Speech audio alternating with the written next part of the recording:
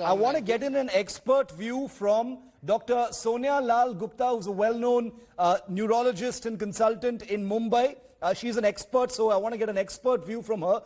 Dr. Gupta, Dr. Kersey Chavda, in testimony to the Mumbai police, has said that Sushant Singh Rajput was suffering from hyper-anxiety, depression, and existential crisis that could lead to suicide or him going down an extreme path if he was off his medicines. And he's also confirmed that he was off his medicines from early June and he warned against it.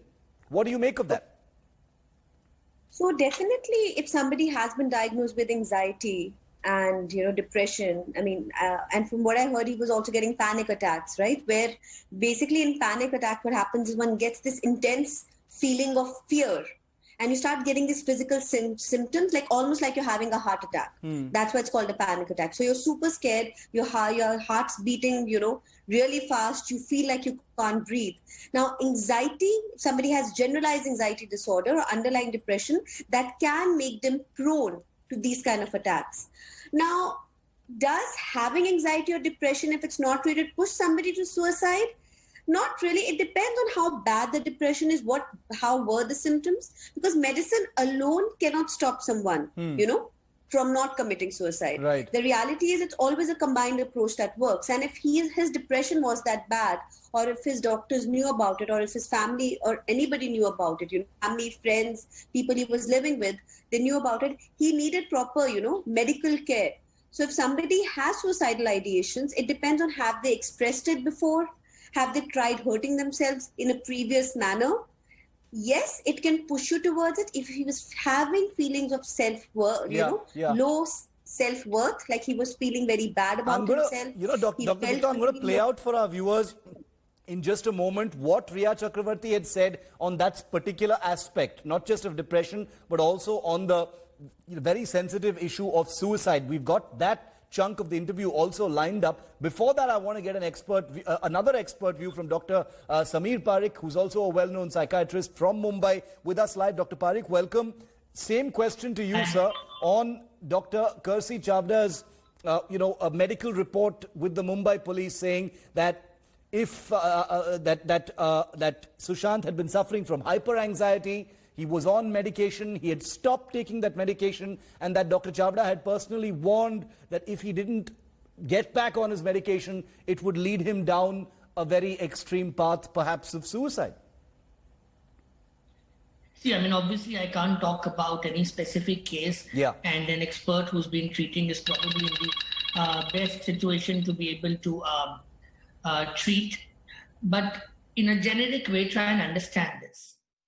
Any illness, why only mental illness? Any illness, if you take treatment and if you stop abruptly, if you have any sudden change, if you don't continue with the treatment, if you are not compliant, then it is natural that the severity would go up. So same applies to whether it's anxiety, whether it's depression, or any other mental ailment. And this is a fact which we all need to understand, that compliance to treatment is one of the most important aspects of ensuring beneficial results. Dr. Gupta, on the issue of panic attacks, you were talking about how they cause hopelessness. If medicines are discontinued, there is a possibility of a person being pushed over the edge, but you say that they can also be extraneous factors. It's not just the medicine. What did you mean by that? Could you elaborate on that? So basically, the fact is that panic attacks are a manifestation in a way of somebody having severe anxiety, of intense fear. So yes, medicine helps control that. Now, yes, when he did stop his medicine all of a sudden, and now a lot depends on what was he on, what were the components of what he was exactly taking and how abruptly you stop it. Because the general rule of thumb, in neurology or psychiatry is that whenever we stop any medication is related to the brain, we stop it very slowly and steadily.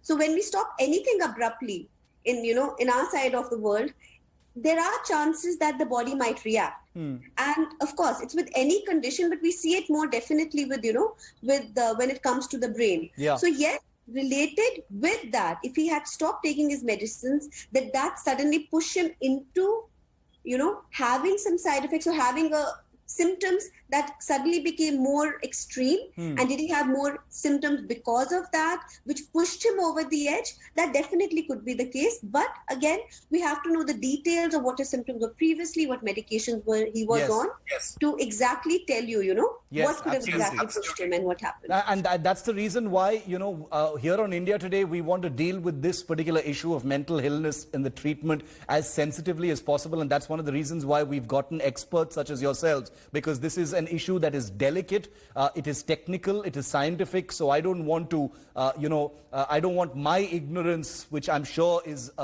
is present on this particular issue, to paint this particular topic. And that's the reason why we've got Dr. Sonialal Gupta and Dr. Parikh here on this show.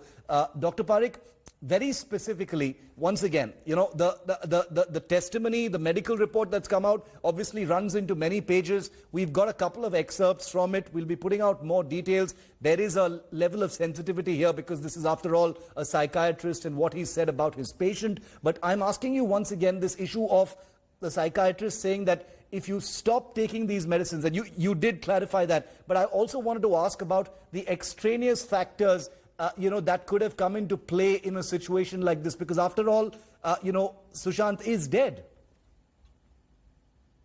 So try and understand something about mental ailments. I'll give it a very basic explanation, which I'm sure a lot of people will benefit from understanding. It's a biopsychosocial model of how an illness happens. Bio, which is internal, which is whether your chemical imbalance, genetics, psychological, which is how we think, our personality, our interface, and social, which is the environment. So stresses from the environment, support systems, how you get help, you don't get help. All of this put together is how illnesses happen. Yeah. And that's how treatment also happens. So, for example, in depression or anxiety, the biological component, low serotonin, you give a medication for it. For the psychological component, you do cognitive behavioral therapy, which helps you change your thinking, your behavior. For support system, you talk to family, you involve family members, you make sure that you reach out to people. That's the treatment. So that's the biopsychosocial model. Now, if any of these elements starts changing from their place or stop supporting, that's when the spiral, a downward spiral happens. Yeah. That's why compliance is important. Follow the doctor's advice, take therapy, family should continue to support, friends should be there, don't hesitate to reach out for help. You do this, be compliant, and then you will be able to have beneficial results. Otherwise, of course, like I mentioned, for most illnesses, including physical ailments, if compliance is not there, the results will not be good. That's precisely what Dr. Kersey Chavda appears to be implying as well. Dr. Gupta, and I'm going to play out in just a few seconds from now, I'm going to play out what Riya Chakravarti told us in her interview. Also, as far as cognitive behavioral therapy is concerned, Dr. Gupta, can you speak a little and give us your view on how stopping that with medicines could possibly be a recipe for disaster? I'm not saying that applies in this particular case, but would you throw some light on that? Sure, absolutely. So I think Dr. Parikh explained it beautifully, that there are three components to a treatment. And when it comes to anything, again, from a neurological or, especially in psychiatry, when it comes to mental illness, it's never one approach. It's always a combined approach. So along with medications, cognitive behavioral therapy is basically, where the person's mind is trained over time on how to deal with the stressors in a better way. Now, and that does take time. Now, if you stop either of these, that's exactly, I think the way he described it. If you stop your medications, or if you stop your therapy, or if you stop, you stop having a social support, any one of these three components gets out of the way, it does create an imbalance, where it takes time to again get back into that. So counseling plays a very important role along with medications. It's always a combined approach which helps to benefit the most. Of course, if one component is not possible for XYZ reasons, the other component like medicines would still help. But of course, if something was stopped abruptly, in general, or if anything, any major change was done to any of your therapies, yes, it does take some time for the mind to adjust or for the body to adjust in general for any change. It's kind of like when we change our medicines, even for something as simple as blood pressure or diabetes, it does take our body some time to adjust to that medication. Same happens over here. So same, if you're having therapy, if you stop it all of a sudden, or if you don't continue it, it can make an effect. It can influence your mind to kind of get back into the thing. But medicines would play the most major role. When you stop medicines all of a sudden, that's where definitely you are more prone to maybe getting being more depressed or getting more symptoms that were under control. You've touched on the precise nub of the issue. I'm learning a lot, and I'm sure millions of our viewers are also learning a lot. So I'm going to just try and pry a little bit more and get some more specifics out of the both of you, because believe me, this is stuff that most people don't understand. There are a lot of misapprehensions about how the treatment of mental illness actually works. Dr. Parikh, for instance, medication for depression, how soon do the effects actually kick in? One is tempted to think of it as, you pop a pill and the effects kick in immediately. Can you explain that for us? So obviously there are various types of medications, but I'll give you a very simplistic understanding which everybody can learn and understand from. So there is a neurotransmitter imbalance which is causing depression. So we give medications which raise those neurotransmitters.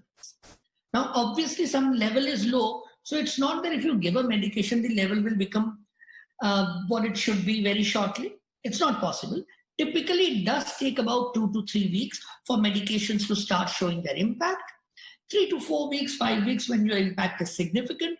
Most people recover within the 6 weeks minus mark. For most first episode people, when you're looking at depression or anxiety, you're looking at about 6 to 8 months of treatment. For most people, medications are stopped. Medications are not sedatives. They do not interfere with your day-to-day functioning. Most people who take treatment for depression and anxiety are able to continue going to work whilst they are on treatment. Their decision-making, judgment, etc. is not compromised. Gone are those days where one would think that if you pop in a pill, you will be habituated. Not true. It will be lifelong. Not true. You won't be able to do your work, job, and your thinking will be affected. Not true. So that's how medications work. So, in a very simple way, Dr. Parikh, you've equated mental illness to other illnesses in the form, by saying that in any other illness, if you stop the medication, you know what actually happens.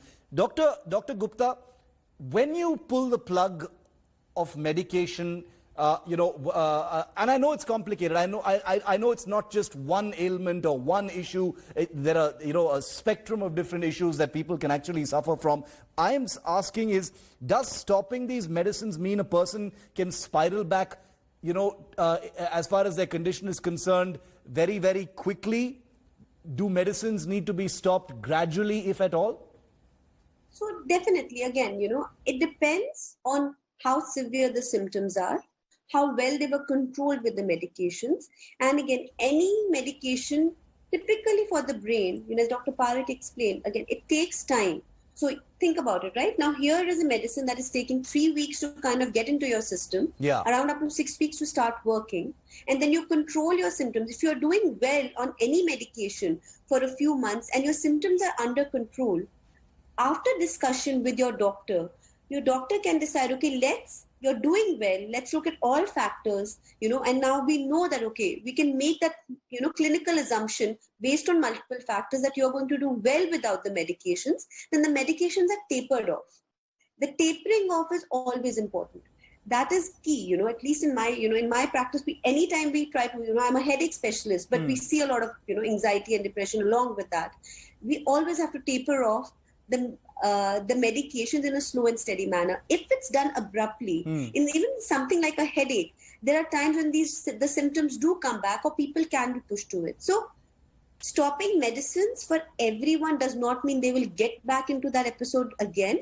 Yes, they are somebody who's more prone to these episodes, and maybe yes, if they're pushed into an extremely stressful situation, or maybe somewhere, they get disturbed by something, yes, they can go back into that.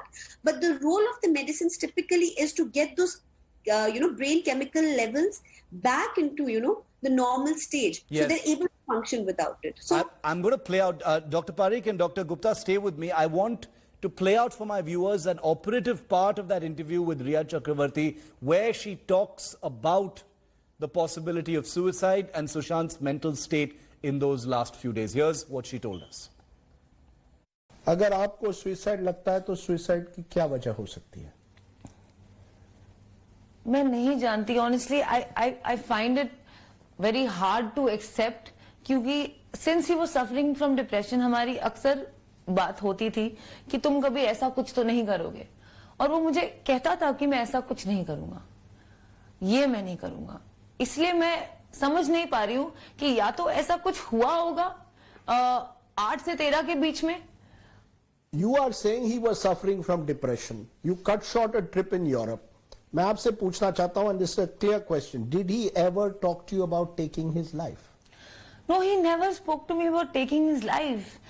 Yes, he had conversations about जिंदगी की व्यर्थता पे काफी चर्चा वो करता था. Existential crisis जिसे कहते हैं कि लाइफ का पर्पस क्या होता है, मीनिंग क्या होता है, हम क्यों उठते हैं, हम क्यों काम पे जाते हैं, जो आई थिंक लेकिन उनके लिए एक बहुत जहनी सवाल था ये. बट उन्होंने कभी ऐसी बात नहीं की मुझसे, शायद उनके डॉक्टर से की हो उनके प्राइवेट कॉन्वर्सेशंस में, लेकिन मैं तो भी इस बात को नहीं समझ पा रही हूं कि ऐसा क्या हुआ उस एक हफ्ते में. अगर उन्होंने सुसाइड किया है तो ऐसा क्या हुआ कि उन्हें ये करना पड़ा. And we've just told you what Dr. Kersey Chavda, the psychiatrist treating Sushant Singh Rajput, has also said in his medical report that is with the Mumbai police now, and very much part of the evidence that has been handed over to the CBI as well. We'll get you more reactions on that in just a bit. We're taking a very quick break, thanking Dr. Sonia Lal Gupta and Dr. Sameer Parikh for joining us with their expert word on this breaking story here on India Today. On the other side, just yesterday, coming up next, India Today has accessed the CBI question list. The questions that are being asked to Riya Chakravarti